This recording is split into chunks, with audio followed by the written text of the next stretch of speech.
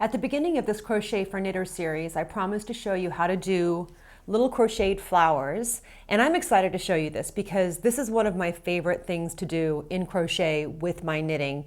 It has a lot of what I call bang for the buck, meaning it's a little bit of work that has a really high impact on whatever you add it to. You can knit a totally plain baby cap, spend 20 minutes making one of these, and bang, you've got a girl's cap. It does have a lot of impact on your knits. I'm going to show you how to get started with this. The instructions for exactly how to work this are on my website and in the video description below. Let's go ahead and take a look. I'm going to do a 2-color flower. I'm going to start with this blue color first. The first thing I want to do is chain 4 and make a chain ring. And I'm using bulky yarn and a size N hook here. Let me just show you this before I go any further. This is made with worsted weight yarn, and this is made with DK weight yarn. So you see the different sizes you get based on the different yarn you use. This is quite different. This is going to be a bulky one here.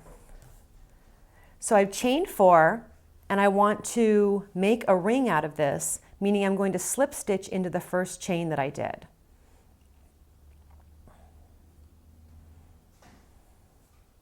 And if you mess around with it a bit, you'll find the center to that ring, and that's where we want to do 8 double crochet stitches. So we chain up 2, and now I'm going to work 8 double crochets into the center of that ring, all of them into the center here. And if you need a review on double crochet, I'll give you a link right here to a slower demonstration.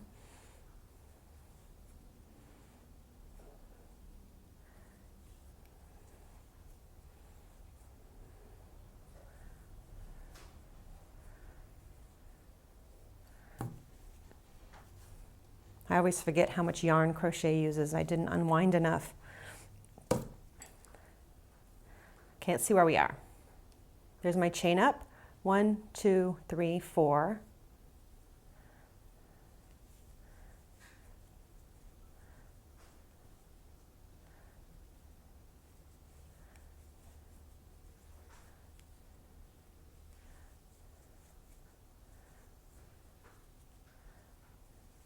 Okay, that should be 8.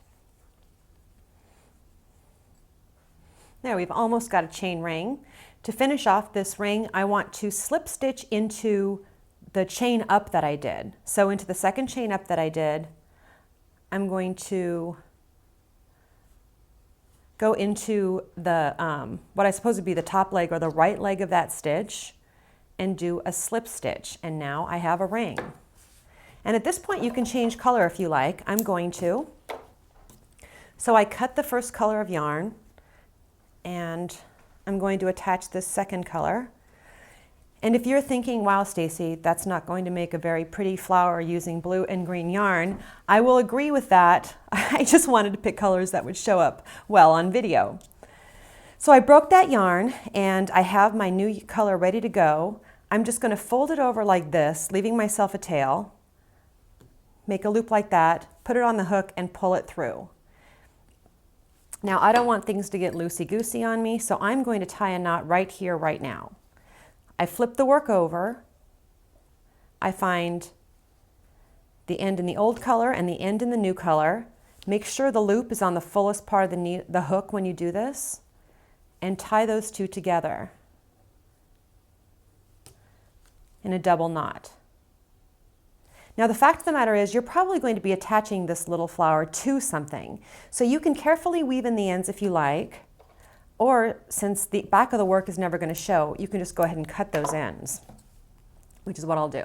So I essentially chained one there. I'm going to chain one more.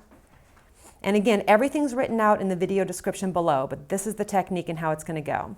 I'm going to slip stitch into the next stitch and then chain 2, chaining up. The next stitch here, I'm going to work 4 double crochets.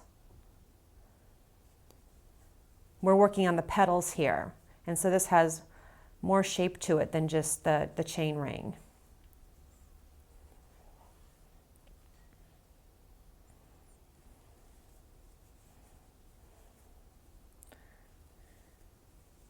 Okay, I've got my 4 there. Now I'm actually going to chain down. We're always chaining up. This time I'm going to chain down and work a slip stitch into the next stitch. Okay, there's our first petal. Did I miss a stitch here? Let's make sure. No, I didn't. My eyes were fooling me and looking at this bulky sample, it looked like I missed a stitch. Okay, now to work the second petal, it's the exact same thing. I'm going to chain up 2, work 4 double crochets into the next stitch,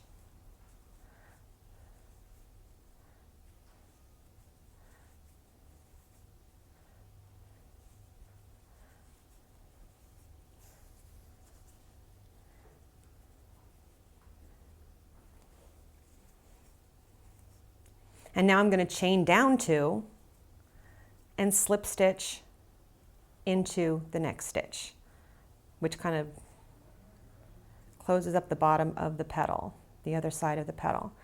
Okay, so this pattern will have you finish with a 5-petal flower. I've got 2 of the petals finished here. And wow, these colors don't look very good together. You can hardly tell the difference.